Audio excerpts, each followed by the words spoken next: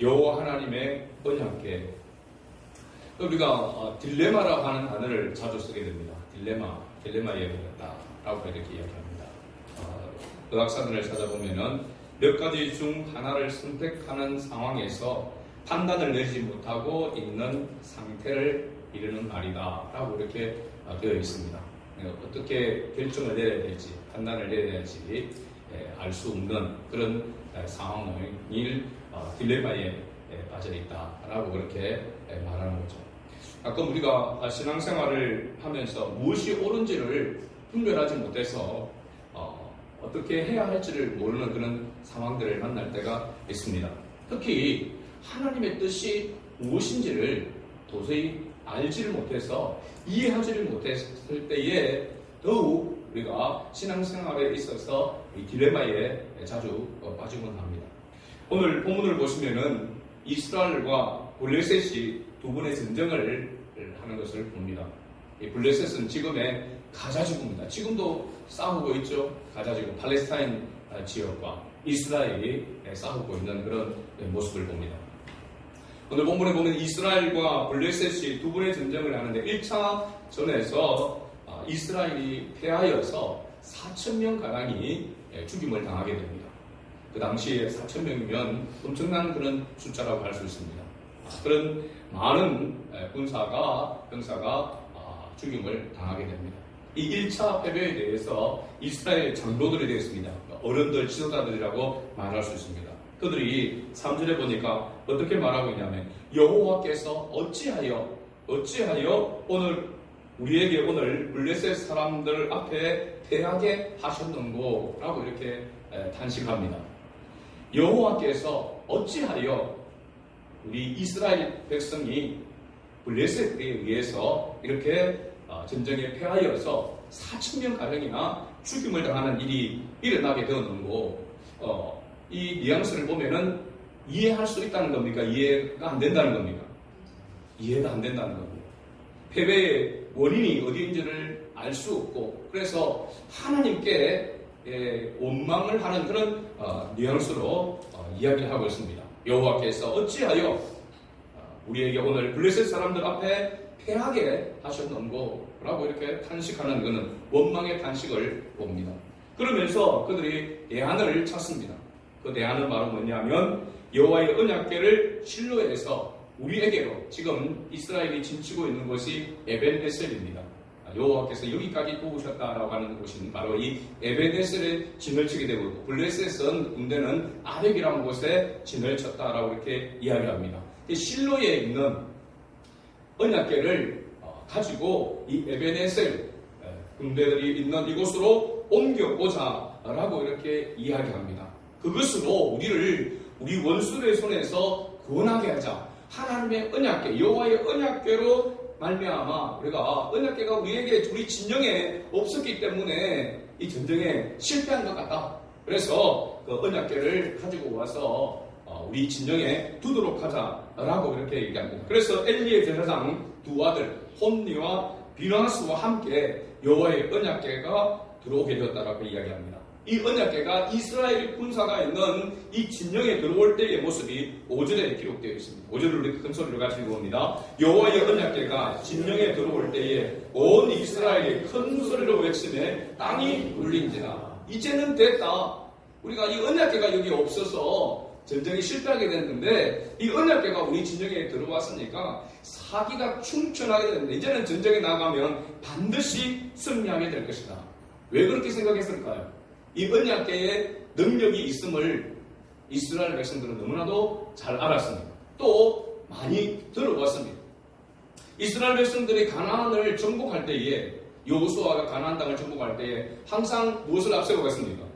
이 언약궤를 앞세워서 나아가서 전쟁에 나아가면 그 전쟁에서 반드시 승리하게 되어졌습니다. 그래서 법궤만 앞세워서 나아가면 그 전쟁에서 반드시 승리하게 되는 그런 일들이 그들 역사 속에서 있었던 것입니다. 이미 경험한 사람들도 있단 말이죠. 그래서 우리가 법궤를 앞세워 나가서 전쟁을 하지 않았기 때문에 이렇게 패배를 한 것 같다. 그렇다면 이제 이 법궤를 앞세워서 우리가 전쟁에서 나아가게 되면 반드시 승리하게 될 것이다 라고 해서 사기가 충천하게 된 것입니다. 그래서 이 소리가, 이 큰 소리가 블레셋 진영에까지 들렸다라고 이렇게 이야기하고 있습니다. 그래서 6절 말씀 우리가 읽어봅니다. 블레셋 사람이 그 외치는 소리를 듣고 이르되 히브리 진영에서 큰 소리로 외치면 어찌 재밌냐 하다가 여호와의 궤가 진영에 들어온 줄을 깨달은지라. 이게 갑자기 패배해가지고 완전히 사기가 떨어져 있던 그 군대가 갑자기 사기가 충천하는, 그래서 큰 소리가 외치는 그런 모습을 볼 때 뭔가 획기적인 그런 일이 일어나는 모양이다 라고 알아보니까 그 진영에 여호와의 궤가 들어왔다는 것입니다. 이 여호와의 궤에 대해서 블레셋 반응이 아주 묘합니다. 7절에 보면 블레셋 사람이 두루와여 이르되 신이 진영에 이르렀도다 하고 또 이르되 우리에게 화로다. 전날에는 이런 일이 없었다. 그리고 8절에도 보면 같이 읽어봅니다. 우리에게 화로다. 누가 우리를 이 능한 신들의 손에서 건지리요. 그들은 광야에서 여러 가지 재앙으로 애굽인을 친 신들이니라. 블레셋 사람들이 생각할 때에 이 언약궤의 능력, 그것을 그들도 익히 들어서 잘 알고 있었던 것입니다. 그 궤가 저들의 진영에 들어오니까 그 군사들이 큰 소리로 외치고 땅이 울릴 정도로 그렇게 외치면서 사기가 다시 충천한 그런 모습을 보면서 블레셋 사람들이 적잖하게 이게 이제 두려움을 가지게 되었던 것입니다. 그러면서 이렇게 이야기합니다. 9절에 보니까 너희 블레셋 사람들아 강하게 되며 대장부가 되라. 너희가 히브리 사람의 종이 되기를 그들이 너희의 종이 되었던 것 같이 되지 말고 대장부 같이 되어 싸우라. 이게 가만히 생각하면 히브리 사람들, 이스라엘 백성들이 해야 될 일입니다. 우리가 사실은 이 언약궤를 앞세워서 하나님을 앞세워서 나아가지 못했기 때문에 전쟁에 실패했는데 이제 언약궤가 우리 진영에 있으니까 염려하지 말고 두려워하지 말고 대장부같이 믿음으로 강하게 나아가서 싸우자 이렇게 해야 되는데 누가 그렇게 하고 있느냐 하면 블레셋 사람들이 그렇게 하고 있는 것을 봅니다. 여호와의 언약궤가 이스라엘 진영에 들어왔다는 그 소식을 접한 블레셋 사람들이 더 결속을 가지고 더 강하게 정신무장을 하고 있는 것을 봅니다. 이 모습을 보면서 가끔 우리가 세상 사람들이 우리 그리스도인보다도 더 하나님을 두려워하고 더 하나님을 인식하는 그런 모습을 볼 때가 있습니다. 어느 때냐면 세상 사람들이 교회를 해코지하거나 이러면은 하나님께 불을 받는다고 이야기합니다. 저도 가끔씩 운동을 하면서 저희들 이렇게 좀 심하게 이렇게 막 하다 보면은 게임을 하다 보면 그러잖아요. 목사님한테 그러면 벌 받는다 이렇게 이야기합니다. 그래서 그게 아닌데 이 사람들이 또 금방을 제가 갖다 놓잖아요. 금방을 보면 금방 먹으면 교회 가야 된다. 또 그렇게 이야기도 하고 그래서 보면은 세상 사람들이 오히려 하나님을 더 인식하고 하나님을 더 두려워하는 그런 모습을 봅니다. 교회를 해코지하고 또 목회자를 괴롭히고 그렇게 하면은 복을 못 받는다라고 하는 것을 세상 사람들이 이야기를 하거든요. 그런데 정작 교회 안에 하나님을 믿는다는 성도들이 오히려 교회를 해코지하고 목회자를 괴롭히는 주객이 전도된 그런 상황을 볼 때가 있습니다. 블레셋 사람들은 하나님을 섬기지 않습니다. 그들이 섬기는 신이 있습니다. 그럼에도 불구하고 여호와 하나님의 그 궤가 언약궤가 이스라엘 진영에 들어왔다는 그것만 듣고도 그들은 두려워하면서 오히려 하나님의 그 능력을 앞에 두려워하면서 다시 그들이 정신재무장을 하는 그런 모습을 봅니다. 오늘 우리가 신앙생활하는 가운데서 삶 가운데서 하나님을 인식하는 하나님을 두려워하는 그런 마음이 우리에게 있어야 될 줄로 믿습니다. 물론 하나님은 두려움의 대상이 아니라 사랑의 대상인 줄로 믿습니다. 그러나 하나님의 말씀에 순종하지 못하면 두려움을 느끼게 되는 것이죠. 그러면서 하나님 앞에 나아가서 하나님의 그 사랑의 은혜를 덧입는 모습이 되어야 하는 것입니다. 근데 하나님을 전혀 두려워하지 않고 죄를 짓고도 하나님을 두려워하지 아니하고 하나님의 뜻대로 살아가지 않음에도 하나님을 두려워하지 않는 그 모습은 이방인들보다도 못한 모습이 된다는 것입니다. 이 모습을 보면서 우리 자신들에게 주는 각성이 있습니다. 우리가 모든 삶 가운데서 하나님을 인식하고 하나님을 두려워하며 하나님을 경외하는 그러한 우리의 모습이 되어야 될 줄로 믿습니다. 이스라엘과 블레셋의 2차 전쟁입니다. 이제 법궤가 왔습니다. 법궤를 앞세워서 싸우게 되어집니다. 2차전에서 그러면 얼마나 승리하게 되어졌는가? 승리가 아니라 엄청난 패배를 당합니다. 1차전보다도 더 어떻게 보면 10배나 더 큰 대패를 하게 되어집니다. 보병만 3만 명이 죽게 됐습니다. 거의 이런 전멸이라고 할 수 있습니다. 엄청난 숫자가 거기 전쟁에서 죽게 되어집니다. 하나님의 법궤를 앞세워서 나아가는데도 불구하고 이 전쟁에서 대패를 하게 되는 것입니다. 보병 3만 명이 죽게 됩니다. 거기에다가 하나님의 언약궤, 그들이 그렇게 신성시하는 능력으로 생각했던 그 언약궤마저 블레셋 군대에 의해서 빼앗기게 되어집니다. 더군다나 엘리의 두 아들 홈니와 비느하스도 이 전쟁에서 죽임을 당하게 됩니다. 엎친 데 덮친 격이 되는 것이죠. 그리고 이 소식을 들은 엘리 제사장은 이 충격에 의해서 바로 이러면 18절 말씀에 보면은 엘리 제사장이 자기 의자에서 뒤로 넘어져 문 곁에서 목이 부러져 죽었다라고 이렇게 이야기하고 있습니다. 이 죽음에 대해서 18절에 엘리 제사장 죽음에 대해서 성경은 이렇게 기록하고 있습니다. 나이가 많고 비대한 까닭이다. 그가 이스라엘의 사사가 된 지 40년이었더라 라고 이렇게 기록하고 있습니다. 나이가 많아 비대한 까닭이라 라고 이렇게 이야기를 하고 있지만 우리가 잘 알듯이 바로 이 엘리 제사장의 모습은 타락한 바로 제사장의 그런 모습이었던 것을 알 수 있습니다. 그리고 홈리와 비느하스 두 아들도 엄청난 그러한 죄악을 범했던 그런 두 아들이었던 것을 알 수 있습니다. 제사장 앞서서 하나님을 경외하며 섬겨야 될 그 제사장의 가정이 무너졌던 것입니다. 그러므로 이스라엘 백성들은 말할 것 없이 하나님을 의지하는, 하나님을 전심으로 하나님을 바라보는 그런 모습이 되지 못했던 것은 자명한 부분입니다. 자, 여기까지 내용을 살펴보면 왜 이스라엘은 블레셋과의 이 전쟁, 1차전, 2차전 전쟁에서 패하게 되었을까요? 즉 1차전은 법궤가 없어서 패했다라고 한다면 2차전은 법궤가 그들 가운데 있었음에도 불구하고 왜 대패를 했느냐는 것입니다. 이게 딜레마입니다. 우리가 하나님의 뜻을 따라 살지 못하고 죄를 짓고 범죄하면서 때로는 어려움을 당하고 힘든 일을 만나게 되는 것은 당연한 것이라고 생각합니다. 인정합니다. 내가 하나님의 뜻대로 살지 못해서 하나님의 말씀대로 순종하지 못해서 이런 어려움을 당하게 된다. 인정합니다. 그러나 나는 주님의 뜻대로 살아간다라고 하면서 믿음으로 살아가려고 애를 쓰는데도 불구하고 어려움을 당하고 실패를 당하게 될 때에 우리가 무너지게 되는 것입니다. 딜레마에 빠지게 되는 것이죠. 왜 그리스도인으로 살아가는 우리가 실패하게 되는가? 이 오늘 이스라엘의 이 패배가 1차전, 2차전 블레셋과의 이 패배가 오늘 살아가는 우리 그리스도인들의 삶 가운데서 우리가 자주 만나게 되는 실패의 그 원인들과 너무나도 흡사한 부분 가운데 있다는 사실입니다. 이 부분을 우리가 정확하게 깨닫게 되어진다면 왜 내 삶 가운데서 여러 가지 실패와 어려움들을 맛보게 되어지는가 라고 하는 그 원인이 어디에 있는가 라고 하는 것을 찾게 되어지고 또 돌파구를 우리가 대안을 우리가 찾게 될 줄로 믿습니다. 패배의 원인, 실패의 원인이 무엇일까? 앞에서 말씀드렸지만은 1차전 실패는 언약궤를 가져오지 않아서 실패했다라고 했습니다. 2차전에는 가져왔음에도 불구하고 더 큰 패배를 당하게 된 것입니다.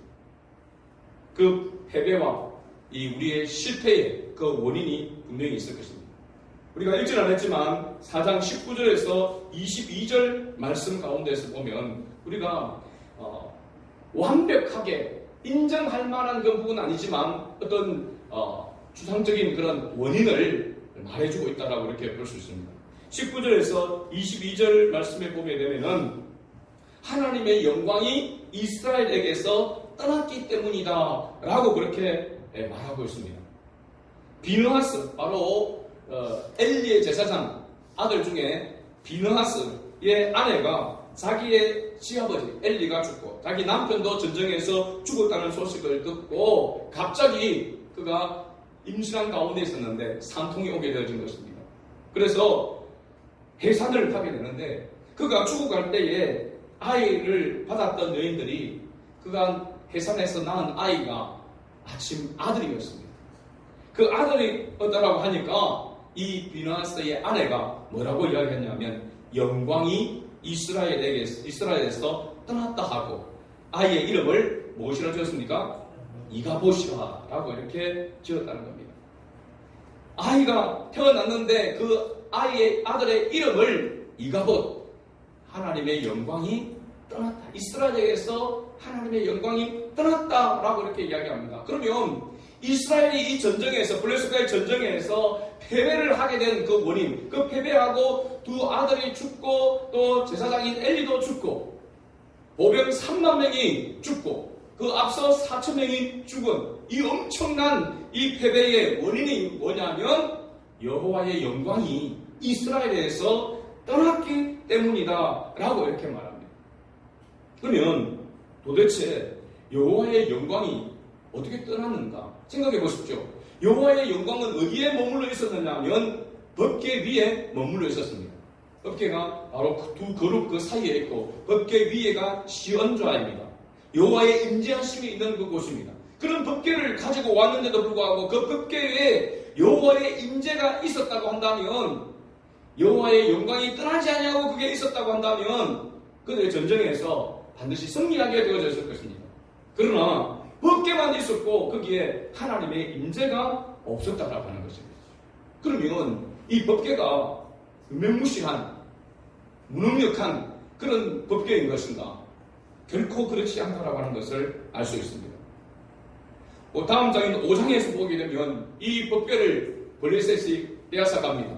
그리고 이 블레셋의 가장 중요한 그런 도시들마다 다곤 신상이 있었습니다. 블레셋에 숨기는 다곤 신상들이 크게 서 있었는데 법궤가 그 신상 앞에 놓여지게 될 때에 어떤 현상이 일어나게 되었는가라고 하는 것을 보면은 여호와의 언약궤가 블레셋의 대표적인 도시에 머물 때에 블레셋 사람들이 섬기는 다곤 신상이 엎드러지고 엎어졌다는 겁니다. 다곤의 얼굴이 땅에 닿고 얼굴이 땅에 처박혔다는 겁니다. 그 머리와 두 소목은 끊어져 문지방에 있고 다곤의 몸뚱이만 남았다고. 블레셋을 섬기는 그 다곤 신상이 목이 부러져가지고 떨어지고 손과 발이 떨어지고 다리도 떨어져 나가고 몸뚱이만 바닥에 뒹구고 있었다라고 하는 것입니다. 5장 4절에 그렇게 기록하고 있는 것이죠. 여호와의 법궤, 이 언약궤가 결코 효력이 없고 능력이 없는 것이 아니라 그 법궤 자체에 효력과 능력이 있었다라고 하는 것을 알 수 있습니다. 앞에서도 말씀드렸지만 이스라엘이 가나안 땅을 정복할 때에 여호수아가 이 법궤를 앞세워 나아가면 승리를 했습니다. 승승장구했단 말이에요. 가나안 땅을 정복을 했단 말이죠. 그러고 보면 이 언약궤 자체가 문제가 있는 것은 아니다라고 하는 것을 알 수 있습니다. 그렇다면 무엇이 문제이기에 여호와의 영광이 그들에게서 떠나가게 되었는가? 여호와의 영광이 떠날 수밖에 없었던 그 이유는 7장 3절에 가서 보면은 나와 있습니다. 7장 3절을 한번 찾아보죠.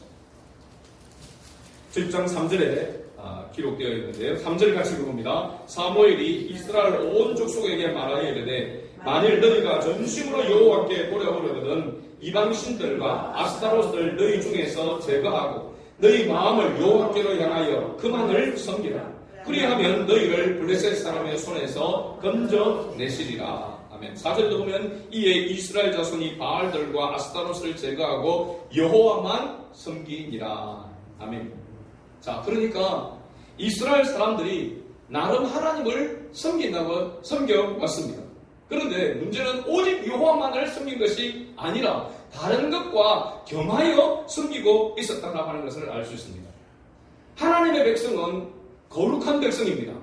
구별된 백성이죠. 그렇죠? 하나님께서 구별했다라고 하는 것은 하나님이 다스리고 통치하는 백성이 되었다는 것입니다. 그러면 하나님의 통치, 하나님의 말씀에 의해서 순종하고 다스려져야만 하나님의 백성의 모습으로 그 정체성으로 설 수 있다라고 하는 것을 말해주고 있는 것입니다. 그런데 하나님의 백성이 하나님만을 바라본 것이 아니라 다른 것과 겸하여 섬기고 있었다.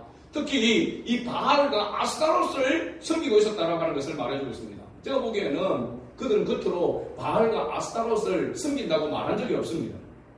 여호와 하나님을 섬긴다고 그렇게 늘 말해왔고, 그들에게는 그 진영의 성막에 법궤가 자리하고 있었기 때문에 하나님을 섬기는 하나님의 백성으로 그렇게 인식하여 왔다는 것입니다. 그런데 불구하고 그들 속에는 하나님이 아닌 다른 것이 그들 속에 자리 잡고 있었다는 겁니다. 바로 바알과 아스타롯입니다. 바알과 아스타롯은, 바알은 풍요의 신입니다. 다산의 신입니다. 그러니까 세상으로 말하자면 이 바알과 아스타롯은 만몬입니다. 만몬. 만몬이 뭡니까? 바로 물질입니다. 물질. 돈입니다. 돈. 만몬이즘이죠. 돈입니다. 겉으로는 하나님을 섬기고 있었는데 그들의 속에는 만몬이즘이 자리 잡고 있었다는 겁니다. 이방 사람들이 섬기는 그런 바로 선들을 섬기는 그 물질을 가치로 삼고 생활의 중심으로 삼고 있었다라고 하는 것입니다. 여러분, 이 모습은 오늘 우리에게 정말 충격적인 그런 모습이 아닙니까? 오늘 우리가 하나님을 섬기고 하나님을 예배하고 있습니다. 그러나 정작 우리의 삶 속에는 우리의 삶이 하나님의 말씀에 의해서 다스려지는 삶이 아니라 세상의 방법과 세상의 그 가치대로, 세상의 그런 모습으로 살아가려고 여전히 물질에 매여 있는 그런 모습, 바로 이야기를 하고 있는 것입니다. 정금 같은 모습이 아니라 불순물이 가득 있는 가짜금인 것이죠. 날로는 있었지만 정작 그 속에 불은 없는 모습인 것입니다. 그리고 이것을 안고 없는 찔방과 같다라고 말합니다. 진짜가 아닌 가짜와 같은 그런 모습으로 있다는 것입니다. 그래서 이스라엘이 이 패배를 하게 된 원인, 오늘 우리 그리스도인이 삶 가운데서 실패를 하는 그런 원인이 그들의 눈에 보이는 언약궤가 다가 아니라 하나님의 말씀에 그들이 불순종한 그 원인 때문에 그들이 패배하고 실패하게 되어졌다고 하는 것을 말해주고 있는 것입니다. 전심으로 하나님을 섬긴 것이 아니라 필요할 때만, 아쉬울 때만 하나님을 찾았다는 것입니다. 오늘 우리가 읽었던 본문 가운데서도 보면은 그렇게 이야기를 하고 있습니다.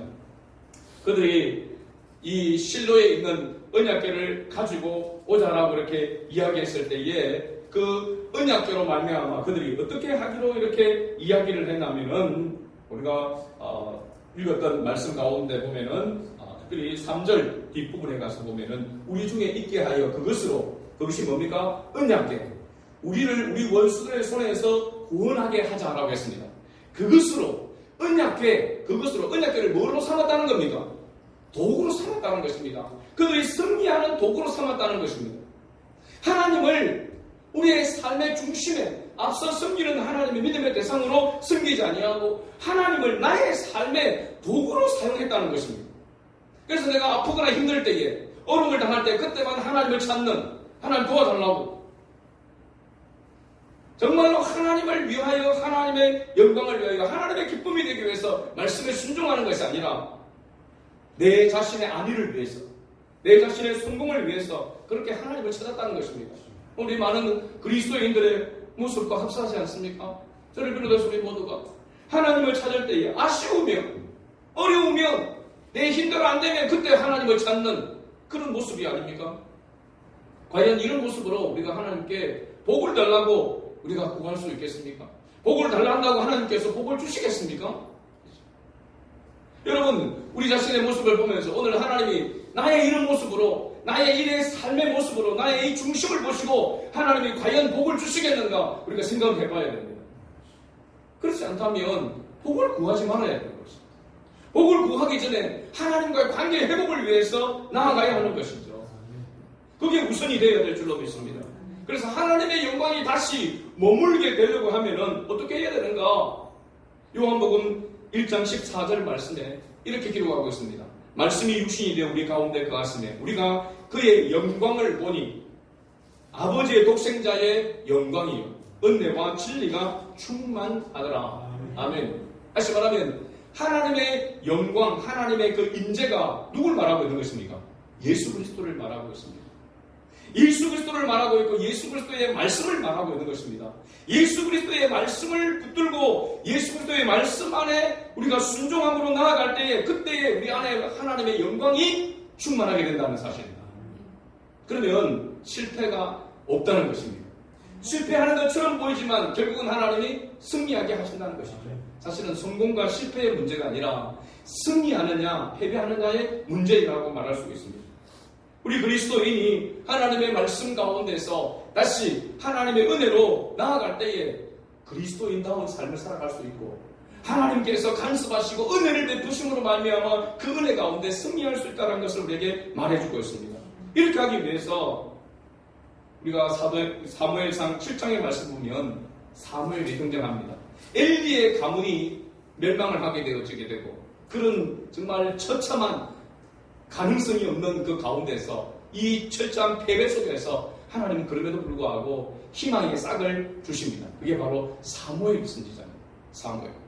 그 사무엘 선지자가 이스라엘 백성들로 하여금 어디로 모이게 하냐면 미스바로 모이게 합니다. 우리가 미스바의 회개 운동을 잘 알고 있습니다. 사무엘 선지자가 이스라엘 백성들을 향해서 이 미스바에서 제단을 쌓았다고 했습니다. 그리고 금식을 선포했다고 했습니다.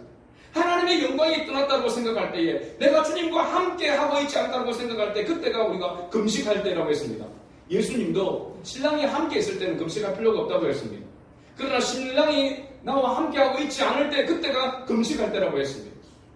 지금 주님이 나와 함께함을 내가 인식하고 내가 그 은혜 가운데 머물고 있지 못한 가운데 있다면 지금이 금식할 때인 줄로 믿습니다.